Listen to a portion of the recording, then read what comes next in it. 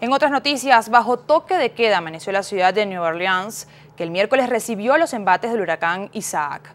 Los fuertes vientos y torrenciales lluvias provocaron inundaciones en el estado de Luisiana, donde decenas de personas fueron rescatadas por los equipos de socorro. Isaac se degradó a tormenta tropical y se dirige hacia el norte y centro de Estados Unidos. Hoy el fenómeno afectará al estado de Arkansas. El huracán Isaac perdió intensidad este jueves y se transformó de nuevo en tormenta tropical al bajar sus vientos máximos sostenidos a 90 kilómetros por hora, pero sigue arrojando torrenciales lluvias en Luisiana y Mississippi, ocasionando inundaciones. El sistema meteorológico estimó que Isaac puede debilitarse aún más en su avance hacia el norte, después de causar un daño significativo a la costa estadounidense del Golfo Mexicano. El fenómeno atmosférico se moverá sobre el sur de Arkansas.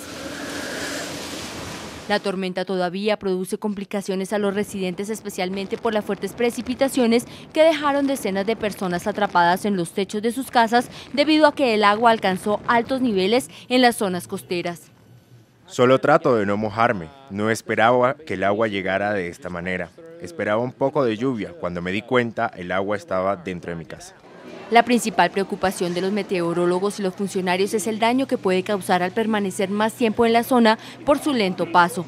La Cruz Roja estadounidense habilitó 80 centros de refugio con capacidad para 5.200 personas. Expertos indican que el desplazamiento de Isaac hacia el norte del país traerá lluvias que aliviarán la sequía en el centro de Estados Unidos, donde los cultivos han sido devastados por las altas temperaturas y muchos ríos y represas están con niveles bajos.